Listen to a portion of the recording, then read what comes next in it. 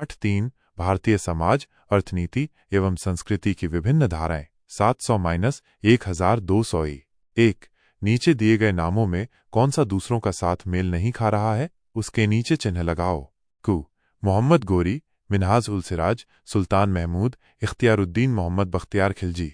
उत्तर मिन्हाज उल सिराज इतिहासकार थे, जबकि अन्य आक्रमणकारी। ख नाडु, चोल, कर, नगरम। उत्तर कर यह एक प्रशासनिक इकाई नहीं है बल्कि एक कर है। ग उदंतपुरीस, विक्रमशील, नालंदा, जगदल, लखनौती। उत्तर लखनौती यह एक शहर है जबकि अन्य विश्वविद्यालय। घ जयदेव, धीमन, बीटपाल, संध्याकर नंदी, चक्रपाणि दत्त। उत्तर चक्रपाणि दत्त यह एक चिकित्सक थे जबकि अन्य साहित्यकार या कलाकार। नाल लुईपाद, अश्वघोष, सरहपाद, कण्हपाद। उत्तर अश्वघोष यह कुषाण काल के थे जबकि अन्य पाल काल के सिद्ध आचार्य। 2 निम्नलिखित कथनों के साथ उसके नीचे की कौन सी व्याख्या आपके अनुसार सबसे अधिक उपयुक्त है। कु कथन हजरत मोहम्मद ने मक्का शहर को केंद्रित कर इस्लाम धर्म का प्रचार शुरू किया। उत्तर व्याख्या 1 हजरत मोहम्मद ने मक्का के निवासियों को और अधिक एकता के सूत्र में बांधना चाहा था। ख कथन मोहम्मद गोरी ने भारत पर आक्रमण किया था। उत्तर व्याख्या 2 वे भारत का शासक बनना चाहते थे। ग कथन बंगाल की अर्थव्यवस्था पाल सेन युग में कृषि पर निर्भर था। उत्तर व्याख्या 3 पाल सेन युग के शासक कृषकों द्वारा फसल पर कर लेते। घ कथन दक्षिण भारत में मंदिर को केंद्रित कर लोगों का घर एवं निवास स्थान का निर्माण हुआ। उत्तर व्याख्या 1 राजा एवं आभिजात्य लोग मंदिर को निःशुल्क जमीन दान करते। ग कथन सेन युग में बौद्ध धर्म का प्रचार प्रसार कम हो गया था। उत्तर व्याख्या 2 सेन शासक ब्राह्मण धर्म को ही प्रधानता देते। 3 संक्षेप में 30-50 शब्दों में उत्तर दीजिए। कु सुल्तान महमूद ने भारत से लूटी धन संपत्ति का प्रयोग किस तरह किया। उत्तर सुल्तान महमूद ने भारत से लूटी धन संपत्ति का प्रयोग गजनी शहर को भव्य बनाने और अपनी सेना को मजबूत करने के लिए किया। उन्होंने मस्जिदों, पुस्तकालयों और महलों का निर्माण कराया। ख 900-1100 ई के बीच दक्षिण भारत में वाणिज्यिक उन्नति क्यों हुई। उत्तर 900-1100 ई के बीच दक्षिण भारत में वाणिज्यिक उन्नति का मुख्य कारण चोल शासकों द्वारा व्यापार को प्रोत्साहन देना था। उन्होंने शक्तिशाली नौसेना बनाई जिससे विदेशी व्यापार बढ़ा। इसके अलावा मंदिरों ने भी व्यापारिक गतिविधियों को बढ़ावा दिया। ग पाल और सेन युग के बंगाल में कौन कौन सी फसलें पैदा होती थीं, उन फसलों में किसकी खेती आज भी की जाती है। उत्तर पाल और सेन युग में बंगाल में धान, गन्ना, तिलहन और विभिन्न प्रकार की सब्जियां उगाई जाती थीं। इनमें से धान की खेती आज भी की जाती है। घ राजा लक्ष्मण सेन के राज दरबार के साहित्यिक विचार विमर्श का परिचय दीजिए।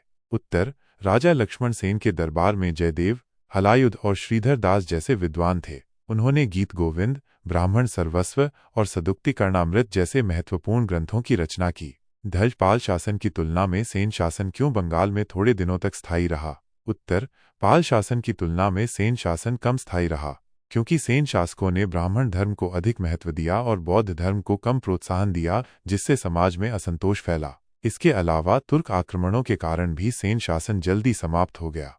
4 विस्तृत 100-120 शब्दों में उत्तर लिखिए। क्यू इस्लाम धर्म के प्रचार से पहले के अरब देश का संक्षिप्त परिचय दीजिए। इस्लाम धर्म के प्रचार से अरब देश में क्या परिवर्तन हुआ। उत्तर इस्लाम धर्म के प्रचार से पहले अरब देश कई जनजातियों में बटा हुआ था और व्यापार प्रमुख व्यवसाय था। इस्लाम के उदय ने अरब को एक राजनीतिक और धार्मिक शक्ति में बदल दिया। इसने एकता और समानता का संदेश दिया और अरब साम्राज्य का विस्तार हुआ। ख भारतीय सामंती व्यवस्था का चित्र बनाते समय क्यों उसे त्रिभुज की तरह दिखाया जाता है। इस व्यवस्था में सामंत किस तरह अपनी जीविका चलाते थे। उत्तर भारतीय सामंती व्यवस्था को त्रिभुज की तरह इसलिए दिखाया जाता है क्योंकि यह एक पदानुक्रमित व्यवस्था थी जिसमें राजा शीर्ष पर, सामंत मध्य में और किसान सबसे नीचे थे।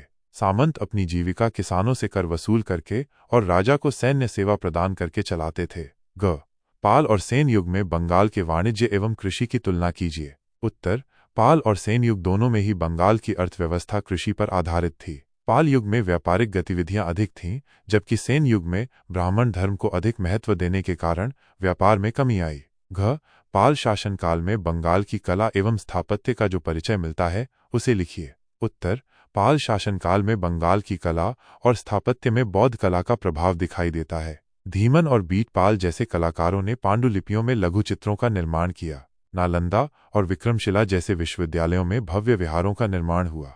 नालिंग, पाल और सेन युग के समाज और धर्म का परिचय दीजिए। उत्तर, पाल युग में बौद्ध धर्म प्रमुख था, जबकि सेन युग में ब्राह्मण धर्म का प्रभाव बढ़ा। समाज जाति व्यवस्था पर आधारित था और कृषि मुख्य व्यवसाय था। 5. सोचकर लिखिए 110-150 शब्दों में। कु सोचिए कि बंगाल में तुर्की आक्रमण के दिन दोपहर के समय नदिया शहर के राजपथ से आप गुजर रहे थे। उस समय आपने क्या देखा? उत्तर, नदिया के राजपथ पर भगदड़ मची हुई थी। लोग जान बचाने के लिए इधर उधर भाग रहे थे। सैनिक नगर में लूटपाट कर रहे थे। मंदिरों और घरों में आग लगी हुई थी। चारों ओर भय और अराजकता का माहौल था। ख यदि आप 10वीं शताब्दी के बंगाल के एक कृषक होते, तब आपका सारा समय कैसे व्यतीत होता? लिखिए। उत्तर, एक कृषक के रूप में मेरा अधिकांश समय खेतों में काम करते हुए बीतता। मैं सुबह जल्दी उठकर बैलों को चारा देता और फिर खेत में जुताई, बुवाई और कटाई करता। शाम को मैं घर लौटकर परिवार के साथ भोजन करता और अगले दिन की तैयारी करता। गा सोचिए कि आप विक्रमशिला महाविहार के एक छात्र हैं। आपके शिक्षक दीपंकर श्रीज्ञान तिब्बत चले जा रहे हैं। उनके साथ आप क्या बातें करेंगे? वे आपसे क्या कहेंगे? इस संबंध में एक काल्पनिक संवाद लिखिए। छात्र, गुरुदेव, आप हमें छोड़कर क्यों जा रहे हैं? दीपंकर, मुझे तिब्बत में बौद्ध धर्म का प्रचार करने का दायित्व सौंपा गया है। छात्र, हम आपकी शिक्षाओं को कैसे याद रखेंगे? दीपंकर, तुम सभी ज्ञान के प्रकाश को फैलाते रहो और धर्म के मार्ग